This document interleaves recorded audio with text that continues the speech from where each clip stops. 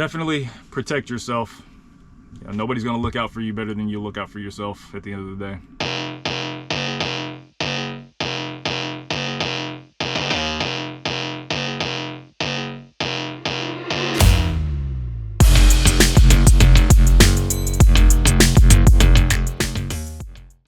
What's up guys, the Everyday Trucker here, back with another video. And it's that time of year where the leaves are changing color, falling off the trees, the mornings are cooler, and the sun goes down a lot sooner. It's currently 4:45 in the afternoon. And those signs are indicators of a couple of things. One, it's fall time. And more importantly, winter is coming. And winter is a dreaded time of year for most truck drivers. I would dang near say every one of us, especially those of us who are flatbedders like myself. Today, I'm going to show you guys how to properly prepare yourselves and your trucks for the oncoming hazards of the season. Let's get into it. All right guys, now to get this list of items started, we'll start on the outside of the truck. And when you're out here in the wintertime, one of the items that you must have out here is a snow wiper, a windshield wiper, preferably one that has an ice chipper on it like this. That way you can scrub your front mirror, or not mirror, but your windshield here with that, and then you can use this brush to clear things off in the morning. Sometimes your windshield wipers will be frozen and you'll need to put on your defroster to loosen them up. I wouldn't recommend trying to pull your windshield wipers off of a frozen windshield because you will rip the rubber right off doing that. But you have this, you can chip away the ice, you know, kind of help it as it's being melted by your defroster. And when you get one of these, make sure that you get an extendable version like the one I have, and I'll show you here what I've got going on. Let's get closer to the truck. Right there. And as I said, get one that's extendable. This one, it's broken down to its shortest form, but we can change that.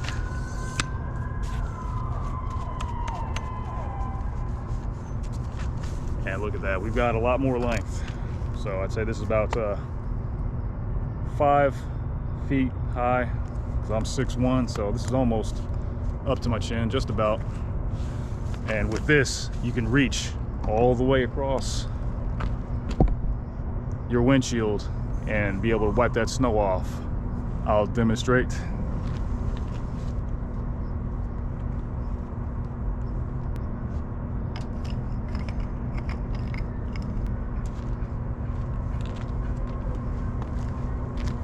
Very handy to have, and as you can see, I could stand on one side of the truck and hit the vast majority of my windshield, and then just walk to the other side and clear off what I couldn't reach from one end. Definitely get the extendable version of one of these. These should not be expensive. On to the next item. All right, before I move on to the next item, a little bit more about that windshield wiper brush, really. Those come in handy, especially for mornings like you've gone to bed and it's snowed overnight and you wake up and your truck is covered in snow. And it's very handy to have that so you can wipe off your lights, you know, wipe the snow off the grill. You can walk along the side of your trailer and wipe off your marker lights and wipe off your rear blinker lights. That way everything is still visible. And you don't have to worry about running afoul of DOT because your markers are covered by the snow, or you've got too much snow blowing off the back of your trailer. You know, you don't want to give them any ammunition to use against you. But now, let's move on to the next item. I'm losing daylight out here. The next item that you're going to want to have on your truck, guys, as you can see ahead of you, tire chains. Now, these are important because they will help you gain traction when you are dealing with thick, packed, icy snow, or if you have to drive up a very hilly area, or Lord forbid in the mountains in the snow. Now, the caveat to this is that you need to have these in some states during certain periods of the year. It escapes me right now exactly which state, so I don't want to misquote it and tell you guys the wrong information, but I know in some states you have to have these legally on your truck, otherwise they won't let you go any further down certain roads or highways, because they don't want you getting stuck and not being able to get out and having to get towed by a wrecker. Now, I keep these in my truck just so I can have access to going to those areas. Whether or not I actually choose to drive through, if the weather is inclement like that, that's another story. And I will expound on the use of these chains a little bit later on in the video, so keep these in mind, and we will touch base on these a little bit later. But you will have chains for your steer tires in the front, and you will have chains for your drive tires. The trailer does not get any chains, and I keep 4 bags. These are provided by the company that I work with, so you don't have to be concerned about going out and buying your own. The company that you are working with, if you're working for a most mega carriers, I would venture to say all of them, if they have you guys going in snowy areas during any time of the year there, they should provide these to you. So get them if you have access to them at your company. Just keep them in your truck. That way you won't be stuck on the road if DOT wants to find out if you are carrying these. All right, I had to come inside the truck because it is just way too dark out there, and there is no lighting at all where I'm at here at this consignee. But the next item you want to make sure that you keep in your truck during the winter is all season windshield washer fluid. Now this right here has, you know, antifreeze inside of it. Basically, you know, it keeps it from freezing inside the reservoir, and you can use it, of course, like windshield washer fluid is supposed to do, to clean off your windshield, and it'll keep that liquid from freezing on your windshield. Because if you have just standard windshield washer fluid without these added properties for wintertime, you will just paint an ice sheet over the front of your windshield, and you will not be able to see, you know, especially driving down the highway 65 miles an hour, you know, that cold wind going across that liquid that is primarily water, and you will be blind real quick, and that'll be very dangerous. So make sure that you get some of this. This is all season, so you could just get this kind and use the same thing all year round. It's not expensive, not expensive. And when it comes to safety, you know, who cares about the expense, really? If it keeps you and everybody else alive, if it helps in that, you know, it pays for itself. And I try to keep like a couple of these, because my windshield washer reservoir in this truck holds 2 gallons, so I'll at least keep 1. But you can get these at really any store, I would say, especially the truck stops. But the rates at the truck stops are terrible. You're gonna get overcharged for anything that you buy there, trust me. So get this, because being blind in the wintertime in the snow is extremely dangerous. Let's move on to the next item. Okay, with that first set of items, we covered the really important things that you need to make sure that you have for the truck. Now let's move on to the things that you need to have for your person, okay? And what's the worst part of the winter? The temperature. It's cold. It's cold. It's uncomfortable. And like I said, especially for anybody who is a flatbedder of any sorts, you know, oversized, heavy haul, anything where you have to be outside working in the elements to do your job. In the wintertime, in my opinion, the worst part of it is having cold hands, frozen fingers, because I have to work with my hands outside. And anybody who has had the extreme displeasure and been put into the most horrible circumstance of having cold fingers and then smacking your hand on a piece of metal, even just lightly, when your fingertips are already cold, it like amplifies that pain that normally wouldn't be that bad. It amplifies it like times 20. Let me know in the comments section if you've ever experienced that. Unfortunately, I have many times. When you have cold fingers, you lose dexterity. If it gets so cold that your fingers start burning, and it's very unpleasant, you know, to have cold hands when you have to be outside in low degree weather, or sometimes even negative degree weather. So with that being the case, you need to make sure that you have gloves. Okay, very important, gloves. Now I have a couple different sets of gloves that I like to use depending on the situation, and the first pair of gloves that I usually end up using is a good set of wool gloves. And I cannot emphasize to you guys how important wool is during the wintertime, when you have to be outside every single day through December, January, February, dealing with flatbed loads. As I said, these are wool gloves. These are 100% wool. These are fingerless, because I found that even if my fingers are exposed, if the base of my hand is covered up and warm, it like keeps my fingertips a lot more warm, and I still have the dexterity to be able to work and manipulate the equipment how I need to. It's one size fits all kind of thing for these gloves. They're great, not very expensive, and like I said, they're 100% wool, and when wool gets wet, it can still help to retain some of the heat. Now that won't necessarily help if your fingers get too wet, but it'll keep your hand warm overall. And plus, you can use this glove as a mitten to like fit inside of a larger glove.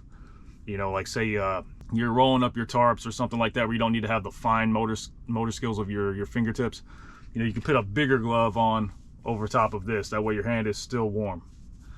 But I'll show you something else that I use, another type of glove that will help you deal with the moisture. You know, if your hands get wet from the snow. And these have worked out exceptionally well for me. And it is these rubber insulated gloves. Now these gloves here, these are the same kinds of gloves that fishermen use out on the East Coast. You know, they're on those fishing boats. And as you can see, this has an insulating material inside of the glove. Now, for me, when I've used these for a couple of years. I haven't had to use them super frequently, primarily when it's super cold, when I'm up in like the northeast during the wintertime. As you can see, the fingertips on these are all still good. They're not even worn out. This is a really high quality set of gloves.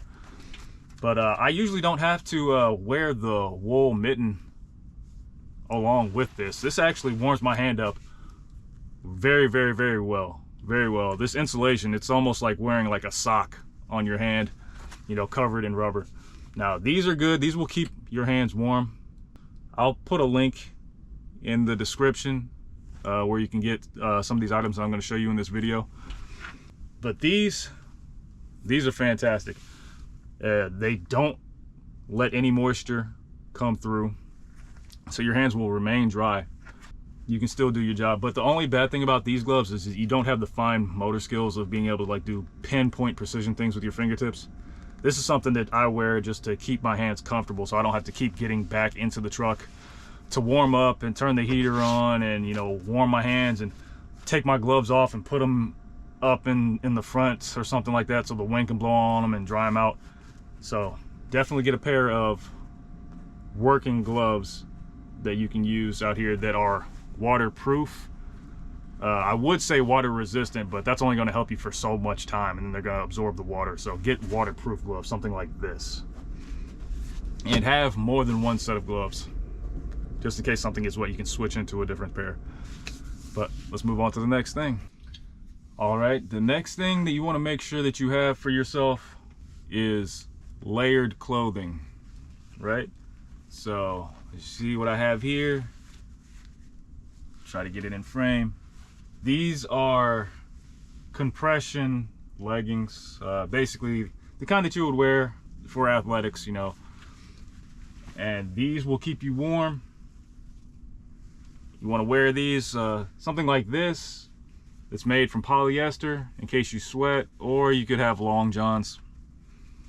And that will be your base layer that you wear underneath your pants. So you also want to make sure that the pants that you're wearing in the wintertime are loose fitting enough that you could comfortably fit long johns or some cold weather compression clothes underneath.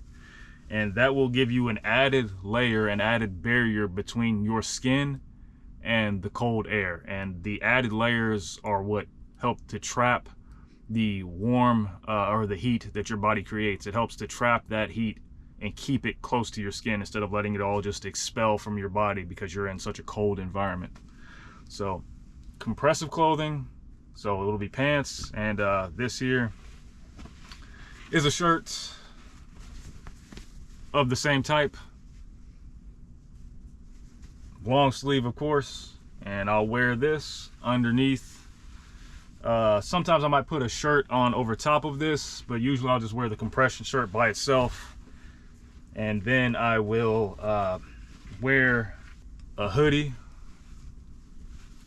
over top of that, and I'll be nice and warm. Sometimes if I'm out there working, you know, I'll actually get a little warm.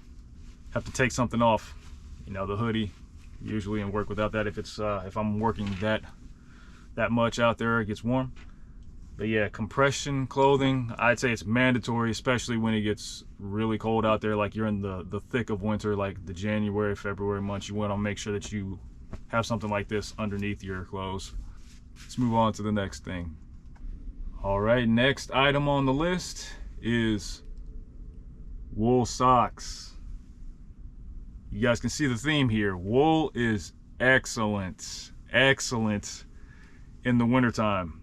I strongly support the use of wool.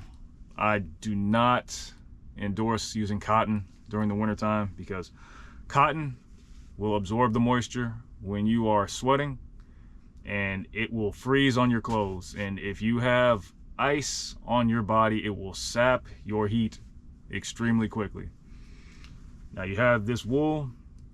As I said, wool is a good insulator, and it can also help to insulate you even if it gets wet. This wool is going to do the same thing of keeping that moisture close to your feet. Now when I'm out here working, I wear steel-toed boots, and that steel at the front where your toes are will get very cold with you walking on the snow out there in the environment. If you don't have the proper socks underneath, or in your boots on your feet, your toes are going to get very cold very quickly, and you're not going to enjoy what you're doing. So wool socks, not cotton socks, because your feet probably will sweat. Even though it's the wintertime, your feet will probably sweat in those boots, and you do not want any water freezing on your feet, regardless of how long or how short of a time you're spending outside. On to the next one. Okay, the next thing that you're going to want to be concerned with is your head. A large percentage of the heat escapes from your head, your torso and your head. So you're definitely going to want to keep that part of you warm. And I use a few different things to do that. One of them, of course, got to go back to it. A wool hat, you know, something like this can cover your head and your ears, keep you nice and warm.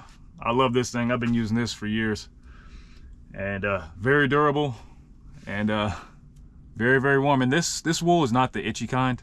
I forget the right description of the different thread counts and thickness of the wool, but this one is not the itchy kind. You know, you won't be climbing up a wall when you're wearing this. It's not a very rough wool.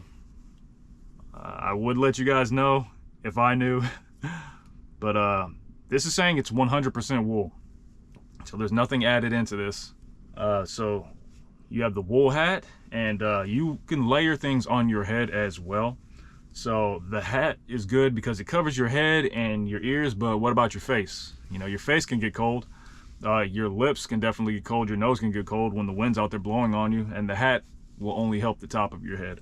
So to help keep my face warm, to help keep my ears a little bit warmer, just in case I need more protection than just what the hat can offer to me, I get a balaclava, or, you know, a ski mask, whatever you want to call it. You can do one of these. Now I look like Sub-Zero. But this one, you can drop it down so you don't have the mask, you know, if your face isn't that cold, or if you want to like get a break from the condensation that can build up in these when you're breathing into them for too long. But this will keep your nose warm. This also covers your ears, so you could put the hat on over top of this. But this is a mandatory thing, because I definitely have those times where the wind is really out there just biting, and I have to cover up my face just to make things tolerable out there when it's really bad like that. But there's one other thing that we can add to that to help us with the most extreme scenarios when it's really cold like that, and that is adding a scarf. And I have had to use this. This is of course a 100% wool scarf. Now this one doubles. This is a scarf and a gaiter. So a gaiter is something that will go around your neck, so I could use this and wrap it around my neck easily like a scarf, or I could wrap it around my face so it would be similar to the balaclava. Now let me see if I can get this on real quick and not have it look too silly on camera, because this is really long. It's a really thick one. But you would put your head through here. There we go. That worked out really well. And you can see my whole neck is covered. This is like thick. Now this one is I got an exceptionally long one so that I could do multiple things with it.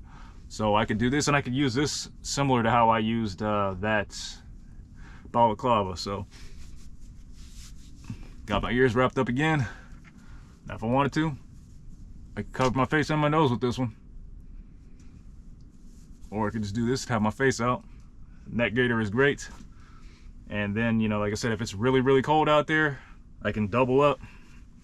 And I have had to do this before. I remember last year, I was in Pennsylvania, and it was very, very nasty out with the wind blowing, and it was snowing, and it was very, very cold. It was like in the teens. It was not a fun day, but I was very warm wearing this.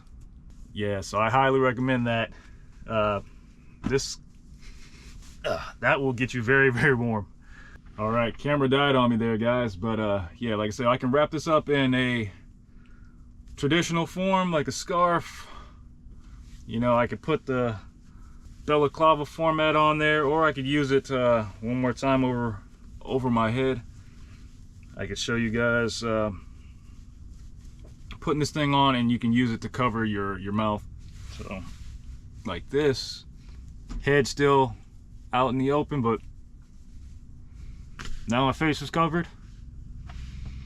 Particularly useful when you're dealing with the biting wind, so you don't have to keep on inhaling that super cold air into your lungs. You have some kind of filter to help warm it up a little bit before it gets to you.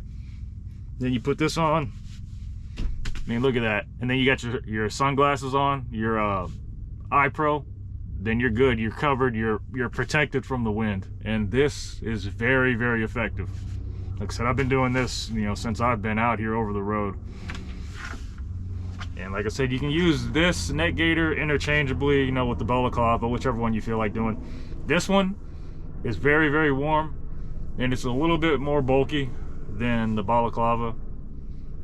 But I prefer this one just because it's wool. You know, I'm partial to wool material anyway. I really like using it. It's very effective. Keeps me warm, does what I need it to do. And let's move on to the next item. All right, the next item up would be a work vest. One for the wintertime. This one here is awesome. It's made from a duck material, so it's a lot more durable. It's rip resistant. This has a Sherpa lining, you can see there. This is warm, and I'll put this on if it's cold enough. I'll put this on over top of my hoodie. It's gonna keep me nice and warm, but still leaving some breathing room here in my arms. Like if it's not super, super cold, and I don't need to have like 100% you know, insulation and heat retention, you know, I still want to be able to like breathe a little bit. I'll put this on. And it's keeping my core warm, which is where the majority of your heat is going to be expelled from. You know, of course, your core and your head, as I said earlier. Like I said, this has a hood on it, so I can keep all the core parts, the most important parts of my body, warm. And you know, that's pretty much all there is to say about this. You know, there's nothing crazy about it. It's just it's a work vest. But like I said, get one that's got some type of insulation to help you retain that heat. All right, and the next thing after the work vest, an insulated work vest, would be something that you must have. Everybody has, I'm pretty sure, especially for the wintertime, and that would be a coat, and a proper coat. Now this one is a duct coat as well, or at least it's the duct material, I believe is what it's called. You know, it's the same stuff. It's made for working. You know, it's rip resistant, water resistant, not waterproof, but water resistant, so this can get wet. You don't want to stand out in the rain wearing this. You know, for that you want to wear something else, you know, like a raincoat or something that's made out of a material that the water will just roll off of it. But this is good in the snow. The snow will just flake off of something like this. I'm trying to get in the frame, but this is just this is the vest. This is just a standard work vest that's on it. It's not part of the coat. It's just a vest I didn't bother taking off before I pulled it into frame. But just a standard coat with the comfortable lining, and this thing is amazing. Mrs. Erudite gave me this years ago, and it is probably one of my most favorite gifts that she has ever given me, because I use it every winter, all the time. I wore this thing before I even went over the road, just because it was a gift that I like. You know, I'm very much so the kind of guy that likes functional gifts, things that I'm actually going to use, not something that just looks nice or is cool and it'll be sitting on a shelf or in a closet or in a room for me to use sporadically. I use this thing all the time, and I'm telling you, this type of coat works so well that a lot of the times, like when I'm wearing it, if I'm not in like one of the coldest regions, like I'll start off wearing this, I'll be cold when I initially go outside, but I'll warm up so much because this thing is so good at retaining your heat. It does not let any heat escape if you have it zipped up. Like I'll have to work either with it like open partially to let some of the heat come out, or I'll have to end up just taking it off, because this thing is just so good at keeping you warm. So a good winter coat, preferably one that's made for working outside. That way it's actually going to do what you need it to do. I love it. Thanks, Mrs. Erudite. All right, the next thing that you need to have to keep yourself in good, healthy condition while you're out here during the winter: chapstick. Because having dried out, cracked lips is not a good thing during any time of the year, but especially in the winter time where people can be more susceptible to that. Especially, like I said, if you're a truck driver, specifically, you know, a flatbedder, when you have to be outside and deal with that cold air and have that wind blowing in your face. Now, this will give you a layer of protection. If you don't already know, it'll give you a layer of protection on your lips that are exposed to the wind to help keep your lips from drying out. And of course, you need to drink water to make sure you stay hydrated, of course, but this will help to give you a barrier from that wind that's blowing across your mouth if your lips are a little bit damp, you know, just from talking or, you know, drinking water or licking your lips or whatever. This will keep your lips in good condition. Self-explanatory. Chapstick. Make sure you got it on you. On to the next thing. All right, so we talked about the things that you're going to need for your truck on the outside, things that you'll need for yourself when you're outside working. Now let's talk about some things that you're going to need to have in here to be comfortable when you're off the clock, when you're chilling out for a 34-hour reset or a 10-hour break and you're not going home. To keep yourself warm, you know, most trucks are going to have, you know, either a power inverter with a bunk heater in your truck, or you'll have an APU, you know, a generator or something, you know, so that you can stay warm without having to idle the truck. Now, in addition to that, you need to make sure that you have the proper bedding for the season. It's going to be cold, even with that stuff. Like, say in the truck that I have right now, like I'll show you guys the back wall. Like here's my bed right here, but this back wall, I can sometimes feel like a little bit of coolness, not necessarily a draft blowing up against me, but this back area can feel a little bit colder. So you want to make sure that you are setting yourself up to stay warm and be comfortable while you're asleep. So one of the things that I have in here, the camera shut off on me again. That was annoying. But like I was saying, something that I have in here to help keep me warm and comfortable is another wool item, one of my favorites. And that is a wool blanket. 100% wool, of course, you know me. And this is a huge blanket. Now, I don't have enough space in here to open it up completely and show you guys how large it actually is, but this blanket is like a I want to say it's like a full-size blanket. Like I said, with wool, it helps keep the heat in.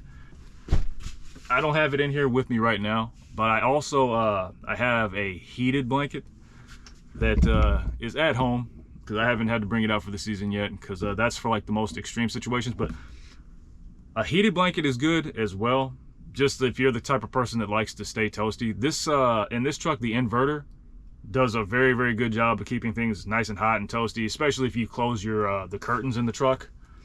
You're in more of a confined area and the heat doesn't have the ability to escape to the front of the truck, you know, where the driver's seat is and everything. All the heat's boxed in back here. It's very warm.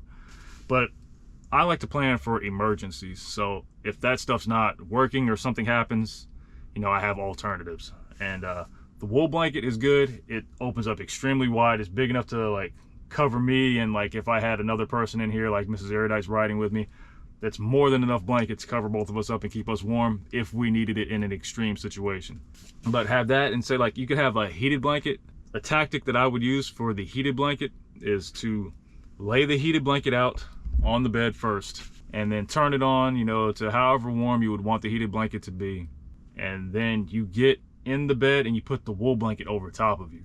As you all probably know, heat rises. So imagine having, you know, the heat from the heated blanket come up with a wool blanket over top of you, which the wool blanket does not allow heat to escape. So all of that heat is wrapped right in the middle where you're at sleeping, keeping you super warm and comfortable. And that's like something that I would employ that tactic if you know, I was stuck, you know, or stranded somewhere, or something was going on where the truck could not drive, but I still had access to power. I would be able to keep myself nice and warm in here. And we're gonna move into that as well coming up, talking about tactics to employ during the winter. But yeah, a wool blanket, 100%, I love it. I keep that thing in here year round, even though I use it most of the time just as like a, you know, another pillow. But in the wintertime, when it gets exceptionally cold, I have used that 2 or 3 times since the time I've been over the road, and it works wonders. I'm telling you, I get underneath that wool blanket and I'm not cold at all. And you also want to make sure that you have the right sleepwear. So, you know, get yourself a good pair of socks, you know, sweatpants, shirt, sweatshirt, whatever it is that is comfortable for you to sleep in case it gets a little chilly in the truck. Let's move on to the next thing. All right, guys, the next thing that you want to make sure that you maintain in your truck at all times, but especially during the winter, is dry goods. Okay, you never know where you're going to go for sure, and if in the wintertime, depending on where in the country you are, the roads can become exceptionally bad very quickly. And you never know if you're going to get snowed in somewhere or not, and you don't know if you'll be able to leave and get some food, go to a grocery store, get to a truck stop. You don't know. So you want to make sure that you are always able to feed yourself. And you might get stranded somewhere where, you know, DoorDash or, you know, Uber Eats is not going to be able to bring food to you if you don't have something. So you want to make sure you keep non-perishables in your truck that you will always be able to feed yourself should something come up where you are unable to leave that truck. Now, these are just a few of the things I have. You know, I carry, you know, a good amount of food because, If you guys watched any of my videos, you know I tend to stay out on the road, you know, a fair amount, you know, 2-3 weeks at a time before I go home. So I always make sure that I'm prepared. You know, Mrs. Erudite cooks a lot of food for me, or pretty much all of my food. She cooks everything. And I keep dry goods in here so that I am always in a good position. Now, I like to keep rice, oatmeal, you know, various canned fruit, vegetables. You got to make sure that you get your vitamins and minerals in there, you know, especially the fruit. You don't want to get scurvy like an old school sailor. And, you know, tuna, peanut butter, potatoes, and there's a whole lot of other things you can get. You know, these are just some of the things that I like to have. All of this stuff will last for a very long time. You know, some of these things I've had in here for, you know, months, but especially in the wintertime, you want to make sure that you have ample amounts of food, you know, at least enough to float you through, you know, 2 or 3 days. I don't expect you to be stranded on the road for 3 days. You know, that would be a significant problem. It would have to be a very, very bad snowstorm to be stuck somewhere for that long. But you want to have more than enough. You don't want to have just, you know, just enough, because then you might run out. You want to have more than enough. That way you're going to be covered in every scenario. So in addition to having dry goods, the food, you need to make sure that you have water. And for anybody who has seen my my top 10 summer items video for a truck, you've already seen what I'm about to show you, but I'll show you again what I keep in my truck to make sure that I'm able to stay hydrated at all times. And that is this right here. This is a 5-gallon water jug. And of course, I have the pump. It's a manual pump that goes along with that. And there's you can see right there the tubes that go down into the water pump, and it's just manually operated. I push down on that button that you can see, that orange button, and that will pump water out, and that way I'll make sure that I can drink and eat at all times. You want to make sure that you're always able to have access to food and water when you're in your truck, because you don't know, as I said, you might get snowed in. It has happened to people every single year. The roads get bad enough, you know, you get a surprise snowstorm and you're stuck in the highway, like sometimes literally on the highway, until the snow plows and salt trucks do their thing. So don't get caught lacking out there, guys. Make sure you have this stuff. Don't wait until winter time to want to go stock up. You know, have it in your truck and ready beforehand. Let's move on. All right, I would like to give an honorable mention to something that I forgot to bring up earlier. Now, that would be fuel additives for your truck during the wintertime. And I highly recommend that you keep these on your truck at all times, at least, you know, 1 or 2 bottles of each of these. Now, one of them you're going to be using throughout the winter most likely, and another one I hope you never ever have to use. Now, the first one, the more common one, would be anti-gel treatment. The use of this is to pour into your fuel tanks when you're going to be in areas that are going to be below a certain temperature. And I believe with the company that I'm at here at TMC, you know, once the temperature drops below 15 degrees Fahrenheit, they want you to start utilizing this and pouring this into your fuel tanks. And that keeps your diesel fuel from gelling up and basically, you know, freezing in your fuel line, and your truck won't start and you will have a problem on your hands. So you want to put this into your fuel tanks along the way if you're going to be in a region where it's going to be below that temperature threshold, you know, the 15 degrees Fahrenheit. And I believe it's 1 bottle per fuel tank, and it'll treat like 100 gallons of fuel if I'm not mistaken, or something close to that. Don't quote me on that, but there's a certain amount that needs to go into a full fuel tank, and it'll treat that whole amount of fuel until it runs out. If something goes wrong and you do not treat your fuel, and your fuel line freezes and your fuel has turned to gel in your tanks, you're going to need to be rescued.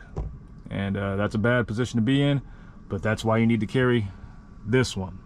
And these are just the particular ones that the company I'm with uses. They'll hand them out when you go to a terminal, but you can buy these at I would venture to say any truck stop except for that one. You buy it at a very specific truck stop. This one, you'll pour this into your fuel tanks if your fuel has gelled up on you, and it will liquefy your diesel again, by my understanding. And you will probably need to pour some of that in your fuel filter as well if your fuel is gelled up. and that should be able to get you up and running again. But you want to make sure that you have both of them in your truck with you, so you have access to using them should you need either one. Very, very important. Don't leave without it. All right, we talked about the items that you need to have to make your winter as easy and comfortable as you can, but let's talk about something else. Something that's very important that goes along with having the right items, and that is having the right tactics to properly utilize everything and get yourself through those 3 months dealing with the snow. And my first recommendation to anybody out here dealing with the winter, whether it's your first winter in the truck or your 12th, you've been out here for over a decade or however long, you need to be careful with your footing. When you're walking around out here now, when the snow is out, when there's ice, you need to make sure that you're being sure-footed, because you can easily slip on the ice, twist your ankle, break your leg, fall over, hit your head on something. Accidents are more likely to happen when there's that added hazard on the ground that we call snow. Snow was awesome when I was a kid and I got to have snow days and be off, but now that I've chosen to make my profession being out on the roads dealing with that stuff, I don't like it so much. Going along with the snow, you need to, when you're in this truck, you need to make sure that you are giving yourself even more of a following distance between yourself and the vehicles ahead of you. Because say you hit a patch of ice, or the person ahead of you hits a patch of ice and they start spinning out or lose control of their vehicle, you need to have enough space between yourself and them, with you going at a safe enough speed that you can react. You're being proactive by giving yourself enough following distance so that you can react to keep yourself from colliding with another vehicle, if something happens on the road. So that's extremely important. You should always be having that proper following distance, but in the wintertime, when the roads are icy and slick, you need even more distance, because if you're hauling 80,000 pounds, that's not going to stop on a dime. Especially if you hit the brakes right away, you're going to slide. You're going to slide, and hopefully you don't fishtail and start going left or right, but you're going to slide forward. So you need to have enough space in front of you so that you can control that vehicle and bring that motion under control before you collide with somebody else. Very important, and don't take that lightly. Do not, because it's very, very easy to get yourself in a bad situation and collide with somebody, and all kinds of bad things can happen after that. The next tactic that you need to utilize is leaving earlier. Okay, so say for this company, we get benefits, we get perks, if we park up, which for us is, arriving at our consignee on Sunday no later than 9 p.m. or within 30 miles of our consignee. During the wintertime, you have to take into account, what are the roads going to be like where I'm going? Is it going to be snowing? Which is also means you need to be checking the weather reports. So is it snowing where I'm going to be? Is it snowing where I currently am? You need to give yourself ample time to be able to travel from where you are to where you're going, so that you don't have to rush and you don't make mistakes, because when you rush, you make mistakes. When you make mistakes, accidents happen. So give yourself enough time, leave early enough so that you don't feel like you're under the gun for trying to arrive somewhere, whether that's, parking up or just getting to any destination that you have during the week, or especially when you are trying to go home. Because a lot of people let common sense or the right decision slip from their mind when they have going home, seeing their family on their brain. Don't make a temporary decision to try to rush that causes some kind of long-term negative effect. Getting into an accident, harming somebody, causing a lot of damage to property because you were in a rush when you didn't have to be. Give yourself ample time. Take your time. It's worth it for the long-term goal of getting home, keeping your money in your pocket, and being safe. Take your time, leave earlier, plan ahead, you'll be good. All right, guys, we are in the home stretch. And let's talk about one of the most important tactics that I think you will need to utilize out here on the roads. And that will be, if the roads are not safe, do not be afraid to park that truck, okay? Going back to the chains that I told you guys to remember, the tire chains, my personal philosophy is, if the roads are dangerous enough, if the road weather is inclement enough that I need to use the tire chains to move forward, the roads are too dangerous for me to be driving at all. And the funny thing about that, when I first started with TMC, when I got into the truck by myself, I was talking to my fleet manager, and he asked me if I had tire chains in the truck because I was going out west some direction. And he was like, yeah, if you go past such and such state, you know, you need to have tire chains, are legally required. And I was telling him, you know what, like, I'm thinking, like, if the roads are that bad where I have to pull those things out, I don't think I'm gonna even drive. I'm gonna go park somewhere. He was like laughing over the phone. He's like, yeah, that's TMC's policy anyway. If it's that dangerous, we don't want you driving, which is a-okay with me because I wasn't gonna drive anyway if they were that bad. So if the roads are looking like they're gonna be really dangerous, or if you're not feeling comfortable moving forward, just stop. Just stop. Find a safe place to park and wait it out until the roads are better. Talk to your fleet manager, send them a message, let them know, hey, the roads are really bad. I don't think that it's safe for me to keep on going. I need to stop until, you know, the roads have been cleared. And they should have absolutely zero problems with you saying that and taking that action for yourself. Any company, any freight hauler, any broker, well, I don't know about brokers, but any company that you're working for sure, like, you are their employee.